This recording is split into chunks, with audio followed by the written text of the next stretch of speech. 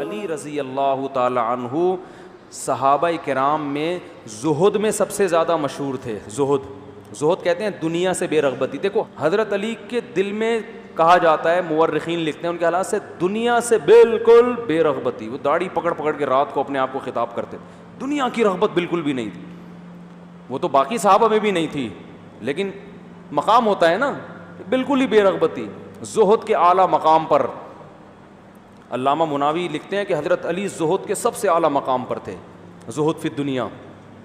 لیکن اس کے باوجود حضرت فاطمہ کے انتقال ہوتے ہی 4 شادیاں کی ہیں.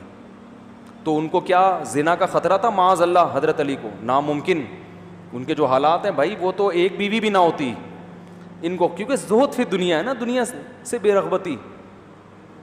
تو 17-18 باندیاں اور 4 بیویاں. اور 4 بیویوں کے ہوتے ہوئے ایک باندی آپ کو وضو کرا رہی تھی, خدمت کر رہی تھی. اس باندی سے کہتے ہیں کہ میرا دل چاہتا ہے میں دولہا بنوں, میں نکاح کروں. تو اس نے کہا کہ آپ کر لیں, آپ تو امیر المومنین ہیں, آپ کے لیے رشتوں کی کمی تھوڑی ہے. تو انہوں نے فرمایا 4 بیویاں موجود ہے, کیسے کر لوں؟ ٹھیک ہے, یہ میں نے اپنی کتاب میں حوالہ دیا ہے اس کا. تو اس نے کہا ایک کو طلاق دے کے کر لیں. فرمایا نا, الطلاق قبیح اکرہہ, طلاق بری چیز ہے, میں اسے پسند نہیں کرتا. تبھی تو میں نے واقعہ بتایا نا, حضرت حسن نے بہت کثرت سے نکاح کیا, تو حضرت علی نے ممبر پہ چڑھ کے کہا, ممبر پہ جا کے فرمایا کہ یہ بہت کثرت سے طلاق دیتے ہیں, اہل کوفہ اس سے نکاح نہ کرو.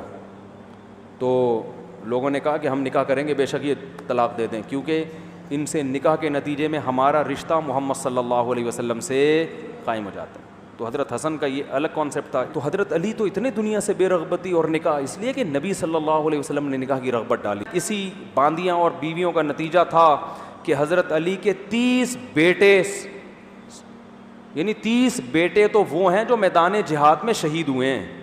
نہیں آ رہی بات, 30 بیٹے وہ ہیں جو میدان جہاد میں شہید ہوئے ہیں.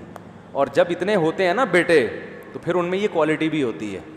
2 بچے تو برگر کی طرح پلتے ہیں, ملا منہ وہاں گیا تھا, یعنی دیکھو نا ابھی جو بچے 2 بچے کس طرح سے پل رہے ہیں.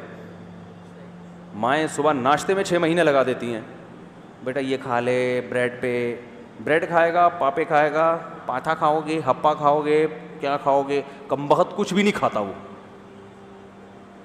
نہیں یہ بھی نہیں کھاؤں گا, وہ بھی نہیں کھاؤں گا. بڑی مشکل سے آیا, ڈبل روٹی پہ راضی ہوا کہ بریڈ کھاؤں گا.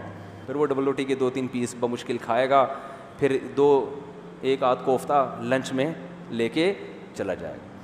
تو بچے جب زیادہ ہوتے ہیں لڑتے ہیں آپس میں, مائیں پریشان ہوتے ہیں, ہاں یہ تو لڑائی کے ایک طوفان کھڑا کیا ہوا. او بھائی اس کو لڑنے دو بچوں کو, بیٹے آپس میں لڑتے ہوئے اچھے لگتے ہیں, یہ لڑے گا اس میں کانفیڈینس. ابھی بھائیوں سے لڑ رہا ہے, یہ وہ لڑائی نہیں ہے, یہ تو بچوں کی لڑائی ہے, یہ لڑنے دو. اس پہ ان کے اندر برداشت پیدا ہوگی اس لڑائی کے نتیجے میں.